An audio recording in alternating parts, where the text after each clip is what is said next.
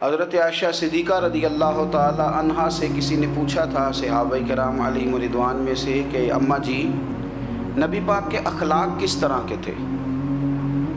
تو فرمانے لگی قرآن مجید ہی رسول پاک کے اخلاق ہیں۔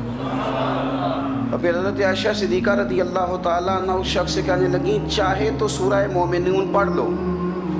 تو انہوں نے یہ ابتدائی آیات سورہ مومنون کی جب تلاوت کی تو حضرت عائشہ فرمانے لگی یہی تو میرے نبی پاک کے اخلاق ہیں، اور یہی وہ آیات ہیں جن میں اللہ تبارک و تعالیٰ نے بندہ مومن سے تقاضا کیا ہے کہ اگر وہ جنت کا وارث بننا چاہتا ہے، جنت وہ جگہ ہے جہاں رسول کریم علیہ السلام کا قرب بھی ملے گا اور رب کریم کی زیارت بھی نصیب ہوگی، وہ مقام فلاح، وہ مقام کامیابی، وہ مقام جہاں اللہ تعالیٰ اپنے بندوں پر اپنی رضا نازل فرمائے گا، اس مقام کا نام مقام جنت ہے۔ تو اس سورہ مبارکہ کی ابتدائی آیات کے اندر اللہ تبارک و تعالیٰ نے ان صفات کا تذکرہ فرمایا ہے کہ اگر وہ صفات ہم اپنے اندر پیدا کرنے میں کامیاب ہو جائیں، معنی یہ ہے کہ ہمیں اللہ تبارک و تعالیٰ نے جنت کا وارث بنا دیا ہے۔ بڑے غور کے ساتھ سورہ مومنون کی ان ابتدائی آیات پر غور کرنا چاہیے۔ رب فرماتا ہے قد افلح المؤمنون، تحقیق مومن کامیاب ہو گئے۔ کون سے مومن؟ الذین هم فی صلاتہم خاشعون، وہ جو اپنی نمازوں میں گڑ گڑانے والے ہیں، خشوع کے ساتھ، عاجزی کے ساتھ، انکساری کے ساتھ، ذوق کے ساتھ نماز پڑھنے والے ہیں۔ والذین هم عن اللغو معرضون، اور وہ جو بیہودہ باتوں سے منہ پھیرنے والے ہیں، لغویات سے اپنا رخ پھیرنے والے، سنجیدہ لوگ۔ پھر ارشاد فرمایا والذین هم للزکاۃ فاعلون، جو زکوٰۃ دینے کا کام کرنے والے ہیں۔ پھر فرمایا والذین هم لفروجہم حافظون، اور وہ لوگ جو اپنی شرمگاہ کی حفاظت کرنے والے، اپنی شرمگاہ کی حفاظت کرنے والے، الا علی ازواجہم، مگر یہ کہ اپنی بیویوں پر، او ما ملکت ایمانہم، یا اپنی شرعی باندیوں پر۔ اس زمانے میں جو لونڈی خریدی جاتی تھی اس سے بھی وطی کرنا جائز تھا، اگرچہ اب لونڈیاں موجود نہیں ہیں تو یہ فعل بھی موجود نہیں، سوائے اپنی بیویوں پر یا شرعی باندیوں پر۔ فإنہم غیر ملومین، فرمایا جو یہ کام کرے اس پر کوئی ملامت نہیں ہے، اپنی بیوی کے پاس شرعی طریقے سے جائے یا باندی کے پاس جائے۔ فمن ابتغى وراء ذلك، اور جو آدمی اس کے بعد اس حد سے بڑھے، اس کے سوا کچھ اور کرے جو بندہ، فرمایا فاولئک هم العادون، یہ لوگ حد سے بڑھنے والے ہیں، جو لونڈیوں اور باندیوں کے علاوہ، اپنی بیویوں کے علاوہ کسی اور جگہ گندگی کریں، یہ حد سے بڑھنے والے، حدوں کو کراس کرنے والے لوگ ہیں۔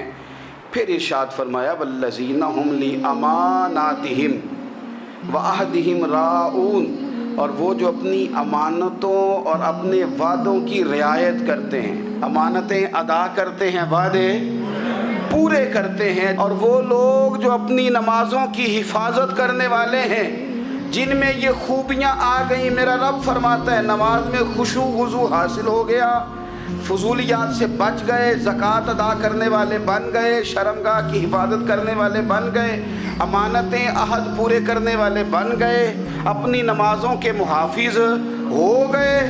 اللہ اکبر، قربان جائیں۔ مالک فرماتے ہیں اولئک هم الوارثون، یہی لوگ تو وارث ہیں۔ یا اللہ کس چیز کے؟ فرمایا الذین یرثون الفردوس، یہ لوگ جنت کے وارث ہیں، یہ جنت کے وارث ہیں یہ لوگ۔ ہم فیہا خالدون، اور فردوس سے، جنت سے نکالے نہیں جائیں گے، ہمیشہ ہی جنت میں رہیں گے۔ یہ آیات اللہ کا مطالبہ بھی ہے، یہ آیات صحابہ، اہل بیت، اولیاء اللہ، ان تمام کی سیرت کا عکس بھی ہے، اور سب سے بڑھ کر سیدہ عائشہ صدیقہ فرماتی ہیں یہی تو آیات ہیں جنہیں اچھی طرح سمجھ لو گے تو تمہیں مدینے والے کے اخلاق بھی سمجھ میں آ جائے گا، حضور کے اخلاق بھی تمہیں سمجھ میں آئے۔ بڑے غور کے ساتھ سورہ مومنون کی ان ابتدائی آیات پر غور کرنا چاہیے۔ رب فرماتا ہے قد افلح المؤمنون، تحقیق مومن کامیاب ہو گئے۔ کون سے مومن؟ الذین هم فی صلاتہم خاشعون، وہ جو اپنی نمازوں میں گڑ گڑانے والے ہیں، خشوع کے ساتھ، عاجزی کے ساتھ، انکساری کے ساتھ، ذوق کے ساتھ نماز پڑھنے والے ہیں۔ دیکھیں قرآن نے یہ نہیں کہا شروع میں کہ وہ لوگ اپنی نماز پابندی سے پڑھتے ہیں، بلکہ فرمایا وہ نمازوں میں عاجزی کرتے ہیں، وہ نماز میں خشوع کرتے ہیں، خضوع کرتے ہیں۔ نماز ہم بھی پڑھتے ہیں، ڈھیر سارے لوگ ہیں جن کا یہ مطالبہ ہے کہ میرا نماز میں دل ہی نہیں لگتا۔ پہلی بات تو یہ ہے کہ دل نہ بھی لگے تو نماز پھر بھی پڑھنی ہے، اور دوسری بات یہ کہ دل لگانے کو بھی تو کچھ انسان کے پاس چیزیں ہونی چاہیے نا، کوئی ضروریات ہوتی ہیں۔ سب سے پہلی بات یہ کہ مسئلہ نماز کا نہیں، مسئلہ اہمیت کا ہے۔ آپ نے اللہ تبارک و تعالیٰ کی ذات کی، رب کریم کے جلالت کی جتنی زیادہ اہمیت اپنے دل میں محسوس کر لی، اتنا ہی نماز کی طرف توجہ آپ کی بڑھ جائے گی۔ آپ سادی سی مثال ہے، غور کر لیں، جتنا آپ اپنے استاد کو پروٹوکول دیتے ہیں، جتنی عزت کرتے ہیں، اتنا ہی وقت پہ آپ ان کے پاس پہنچ بھی جاتے ہیں۔ اگر آپ کے دل میں اہمیت نہیں ہے تو آپ ٹال دیں گے، اور جس استاد کی اہمیت ہے اس کے فون کی گھنٹی بجتے ہی فون بھی اٹھایا جائے گا، اور بات پوری مکمل بھی نہیں ہوگی تو کہا جائے گا جیسے آپ کہیں گے، اور جو وقت وہ دیں گے ان سے 10 منٹ پہلے پہنچنے کی کوشش بھی کی جائے گی۔ بس سمجھ لیں دل لگنے نہ لگنے کا مسئلہ نہیں، اہمیت کا مسئلہ ہے۔ آپ جتنی اپنے مالک کی بارگاہ کی اہمیت سمجھ لیں گے، اتنا ہی وقت پہ مسجد آئیں گے، اتنا ہی شوق سے نماز پڑھیں گے۔ دوسری بات، نماز کے ترجمے پہ غور کریں۔ آپ یقین کریں اگر نماز کا ترجمہ ہمیں آ جائے نا تو ہمیں تو یوں لگے کہ ہم تو اپنے مالک کی بارگاہ میں عرض و معروض کرنے حاضر ہوئے ہیں۔ یہ سورہ فاتحہ ہی دیکھ لیں آپ، حضور فرماتے ہیں، رب فرماتا ہے سورۃ فاتحہ آدھی میری ہے آدھی میرے بندے کی ہے۔ جب اس نے کہا الحمدللہ رب العالمین الرحمن الرحیم مالک یوم الدین ایاک نعبد و ایاک نستعین، جب یہاں تک وہ لفظ کہتا ہے تو یہ حصہ میرا تھا۔ اس نے اپنے رب کی تعریف کی، اور جب کہا نا اس نے اہدنا الصراط المستقیم، اب بندے نے التجائیں شروع کر دی۔ اس نے کہا کہ مالک بھی تو ہے، رحمان بھی تو ہے، رحیم بھی تو ہے، عبادت بھی تیری کرتے ہیں تو مدد بھی تو تجھی سے مانگنی ہے، اب مہربانی فرمانا اہدنا الصراط المستقیم، ہمیں سیدھا راستہ دکھا دے، صراط الذین انعمت علیہم، ان لوگوں کا راستہ دکھانا جن پر تو نے انعام کیا ہے، غیر المغضوب علیہم ولا الضالین، ان کے راستے پہ نہ چلانا جن پر تیرا غضب ہوا، جو گمراہ ہو گئے ان کے راستے۔ تو نماز میں جب ترجمے پر آپ کا غور ہوتا ہے تو آپ کا تو دل خود بخود لگ جاتا ہے، شوق بڑھ جاتا ہے آپ کا۔ تو اتنی چیزیں ہم زندگی میں یاد کرتے ہیں، تو اگر ترجمہ بھی نماز کا یاد کر لیں اور پھر شوق سے پڑھیں تو آپ یقین کریں طبیعت کھنچی چلی آئے گی۔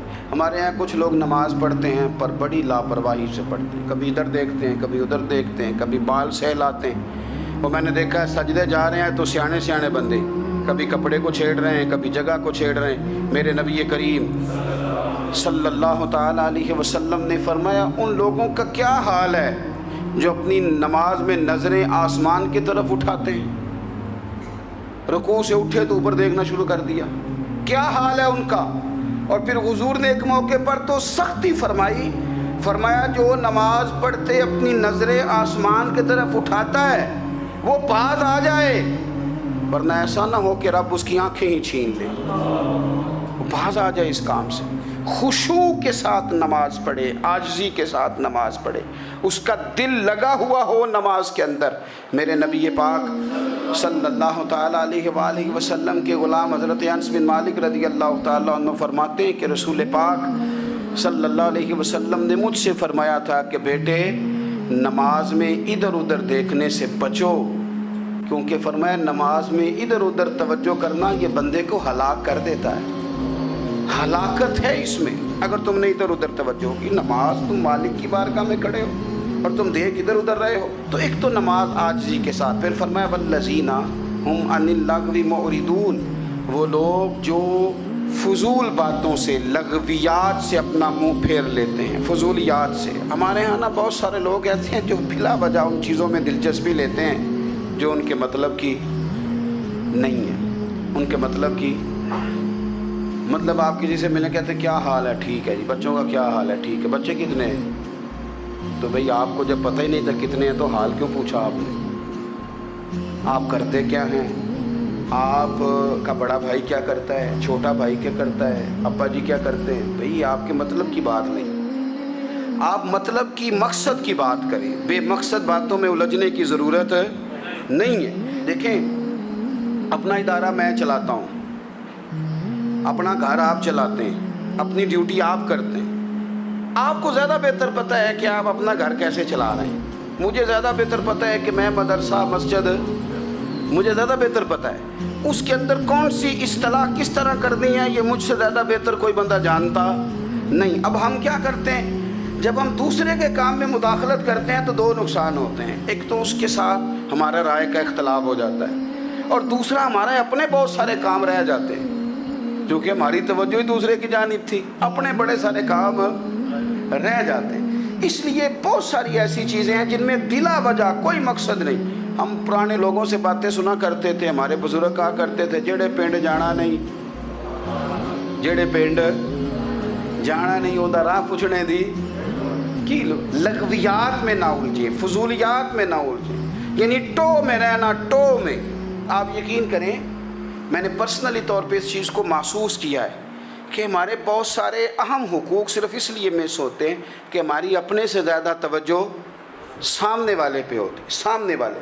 میں نے دیکھا بڑے بڑے عجیب سوال اور بڑے بڑے انوکھے سوال، مطلب یہ کہ اتنی لمبی چوڑی، اور لوگوں کو بڑا پتہ ہوتا ہے یہ فلاں آدمی جو ہے اس کے بچے کتنے ہیں، وہ بیاہ کہاں پہ ہیں، کس کس علاقے میں ان کی شادیاں ہوئی ہیں۔ اتنی تفصیلات کی ہمیں ضرورت نہیں ہے، ہم سے تو ہمارے بارے میں پوچھا جائے گا، تو ہمیں اپنا معاملہ بڑا صاف ستھرا۔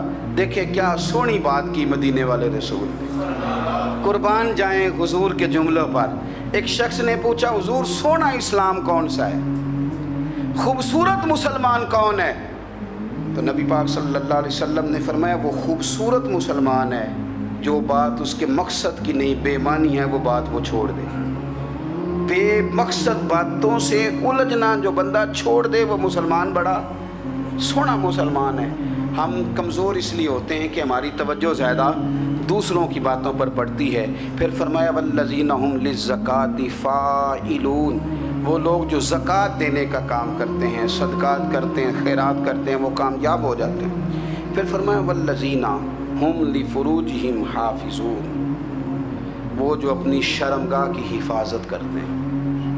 نوجوان میری بات پر توجہ کریں، فرمایا وہ لوگ جو اپنی شرمگاہ کی، والذین هم لفروجہم حافظون، وہ لوگ جو اپنی شرمگاہ کی حفاظت کرتے ہیں۔ حضور غوث پاک رضی اللہ تعالیٰ عنہ فرمایا کرتے تھے دو چیزیں انسان اپنی سنبھال لینا، ایک پیٹ اور ایک شرمگاہ، تو فرماتے تھے ولایت اس کے بڑی قریب آ جاتی۔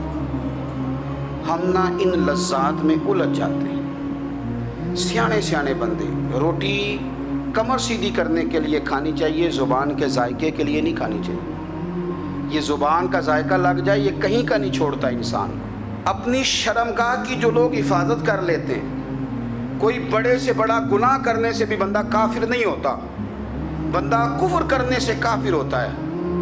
گناہ بڑے سے بڑا کرنے والا بھی گناہ گار ہے، کافر نہیں۔ کہ بعض گناہ ایسے ہیں جو جس وقت بندہ کر رہا ہوتا ہے اس وقت وہ مومن نہیں ہوتا۔ میرے نبی کریم صلی اللہ تعالیٰ علیہ وسلم نے فرمایا جب کوئی شرابی شراب پیتا ہے اس وقت مومن نہیں ہوتا، جب کوئی چور چوری کرتا ہے تو اس وقت مومن نہیں ہوتا، اور جب کوئی زانی زنا کرتا ہے تو تب وہ مومن نہیں ہوتا۔ اتنی دیر کے لیے اس کے دل سے ایمان نکال لیا جاتا ہے۔ یہ جو ہمارے لڑکے بن سنور کے نکلتے ہیں، یہ جو میک اپ کا خرچہ لڑکیوں کے برابر لڑکوں کا ہوتا جا رہا ہے، یہ جو لڑکے بھی رات کو چہرے پر کریم لگا کر کے سوتے ہیں، یہ بتا سکتے ہیں کہ مقاصد کیا ہے؟ بتا سکتے ہیں؟ یعنی بچے بھی بغیر شیمپو کے بال نہیں دھوتے، مثلا کیا کرنا ہے آپ نے اس کا؟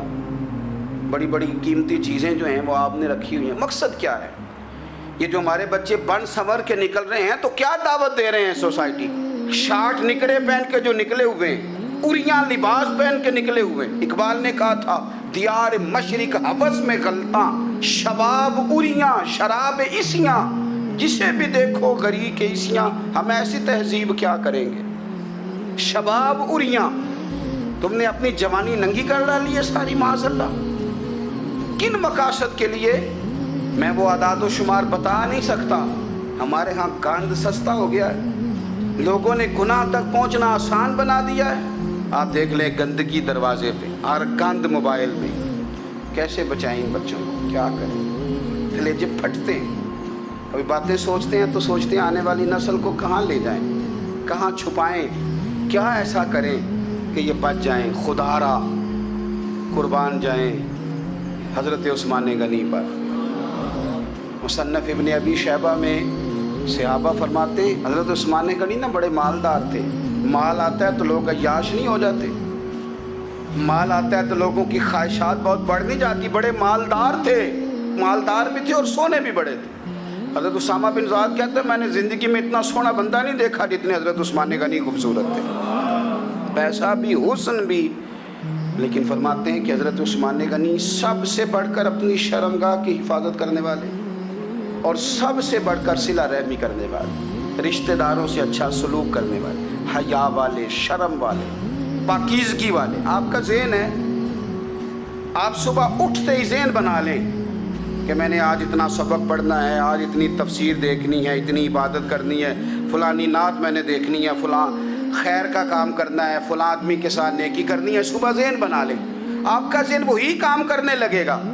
लेकिन अगर सुबह उठते ही ज़हन में गंदगी है, रात को सोते ही माज़अल्लाह ज़हन में वसवसे हैं, तो फिर सारा दिन वही चक्की चलेगी, वही अंदाज रहेगा।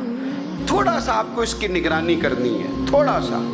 फाशी, उरियानी ये तेज़ी से फैल रही है, तेज़ी से गंदगी लोग कशीद करके लाते हैं।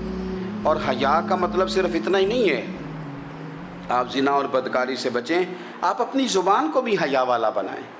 कोई कच्चा कमज़ोर जुमला, गंदी बात, गाली कभी भी ज़ुबान पे ना आए।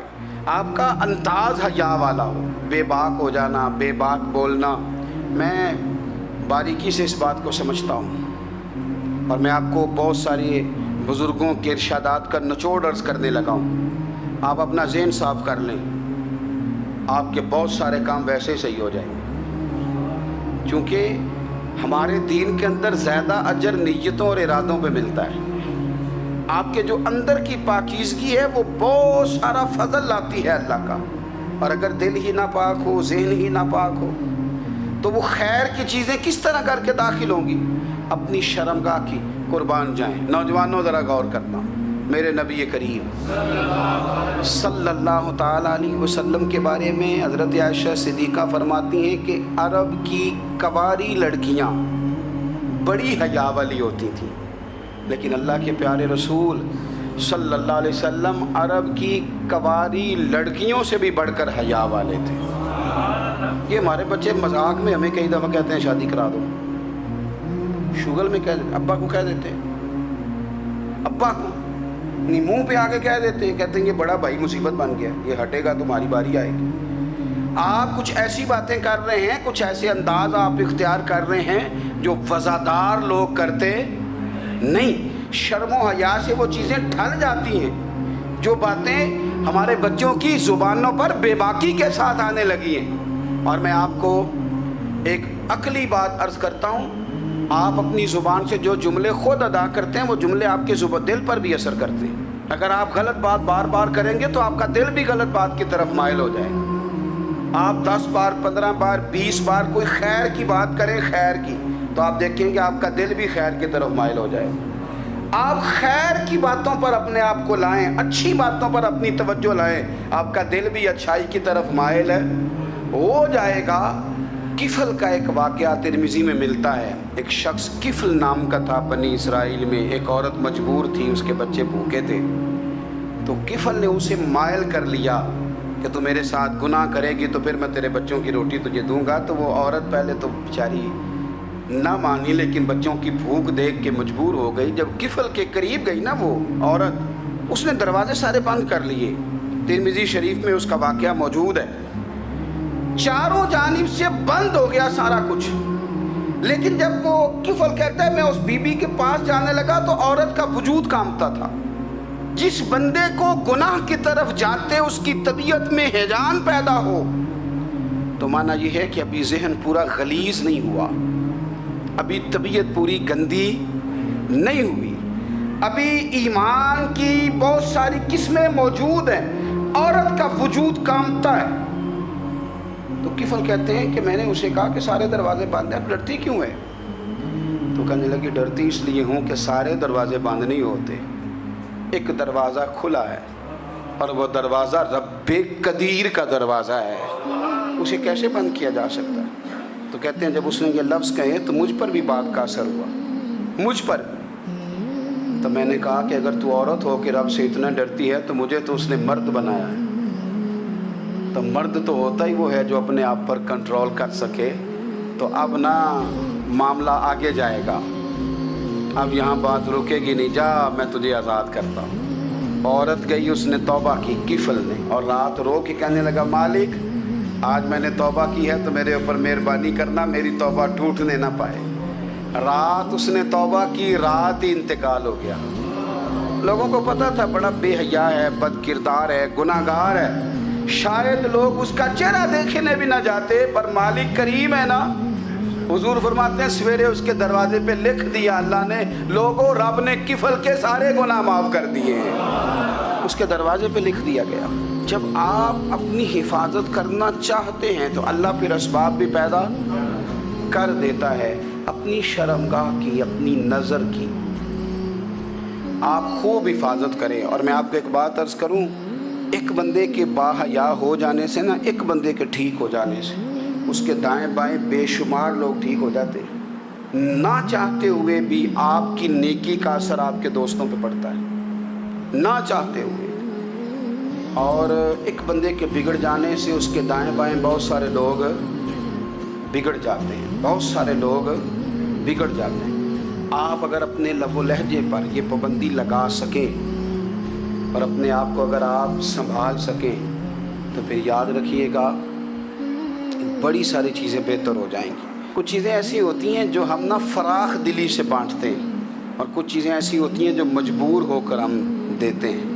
کئی دفعہ ایسا ہوتا ہے کہ سامنے والا کچھ زیادہ تکلیف میں ہوتا ہے اور ہمارے پاس بھی وسعت نہیں ہوتی, لیکن زیادہ اجر اسی بندے کو ملتا ہے جو تھوڑی تکلیف برداشت کرے اور سامنے والے کی تکلیف کو دور کرے.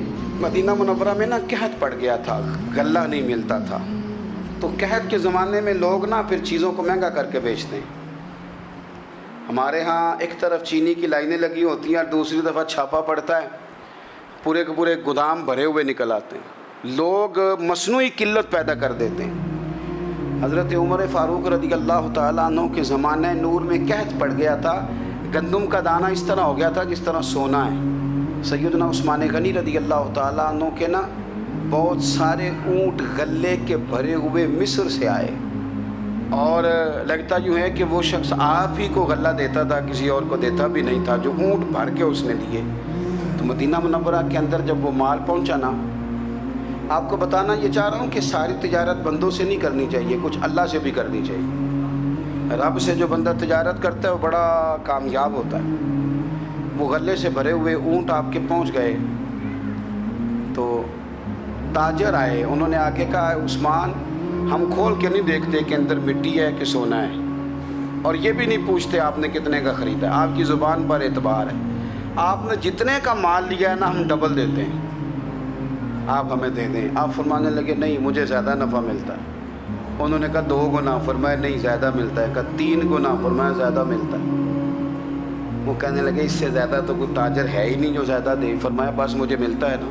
کہا کتنا ملتا ہے؟ فرمانے لگے لگتا ہے کہ اگر وہ تاجر زیادہ کرم نوازی کرے تو 700 گنا تو دے گا ہی, اور باقی کریم ہے. انہوں نے کہا جی نہیں اتنا نہیں ہم دے سکتے, پھر آپ بیچ لیں. یہ بات ہی سمجھ میں نہیں آتی. لوگ چلے گئے تو حضرت عثمان غنی مال اٹھا کے مسجد کے دروازے پہ لے گئے, جا کے کہنے لگے اے عمر اعلان کر دیں جس غریب کو گندم کی ضرورت ہے, آسانی کے دور میں نہیں دقت کے دور میں, جب لوگوں کو مل نہیں رہی چیز, جس کو ضرورت ہے وہ آئے اور آ کے لے جائے۔ جب جناب عثمان غنی کے اس غلے کا اعلان ہوا تو تاجروں کو اب مسئلہ سمجھ میں آیا کہ یہ 700 گنا کو بندہ نہیں دے رہا، یہ رب کریم عطا فرما رہا ہے۔ میرے عزیز، کچھ سودے رب کے ساتھ بھی کریں۔ اگر کوئی بڑا ضرورت مند دروازے پہ آ جائے نا تو پھر اپنا نفع نقصان نہیں سوچنا، پھر تو رب کے ساتھ تجارت کرنی۔ ضرورت مند کی ضرورت کا لحاظ کرنا یہ نہ مسلمانوں کے ایک دوسرے کے قریب کرے گا۔ ہم کون ہوتے ہیں کسی کی حاجت پوری کرنے والے، ضرورت پوری کرنے والے؟ کرنے والا تو اللہ ہے۔ تو اگر رب ہمیں کبھی وسیلہ بنائے، ذریعہ بنائے، تو پھر ہمیں ذرا نا خوش دلی سے بننا چاہیے، ذوق اور شوق سے بڑھنا چاہیے، پھر ہمیں کمزور نہیں پڑنا چاہیے۔